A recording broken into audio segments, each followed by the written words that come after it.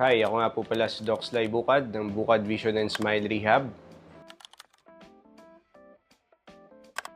Ang price range natin is malawak. So, meron tayong yung pinakamababa. Of course, ang gagawin natin is dentures. Ang middle ay gagawin natin is fixed bridge. And ang pinakamaganda sana is if wala ng ipin is lalagyan natin siya ng mga implants. It doesn't mean na ito yung pinakamababa, pangit ka na dito. Actually, pag ginawa namin yung case mo, yung itsura mo kung naka-dentures ka, naka-fixed bridge ka, at saka naka-implant ka would be very similar. Ang babayaran mo doon talaga is yung convenience ng pagkain mo. Kasi una, pagka dentures bulky, pag ginawa naman nating fixed bridge, mawawala yung bulkiness kasi mawawala yung mga pink sa ngalangala. Pag ginawa naman nating implant, mas maganda pa kasi mas marami yung kapital, mas malayo yung range nung pwede mong kainin.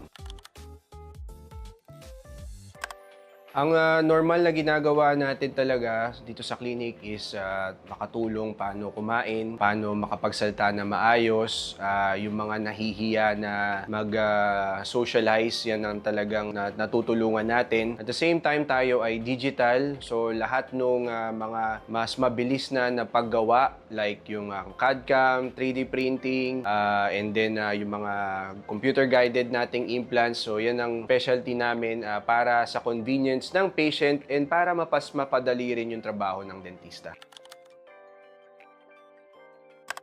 So, dalawa ang consultation natin. Kung malayo kayo, tayo ay mag-online consultation. Kung kayo naman ay taga dito lang sa Pilipinas, mas maganda kung pumunta na tayo dito at gawin natin yung actual consultation kasi para mas maganda at mas accurate yung ating pricing. So, thank you guys for watching my videos, guys. Ako nga po pala si Doc Sly Bukad.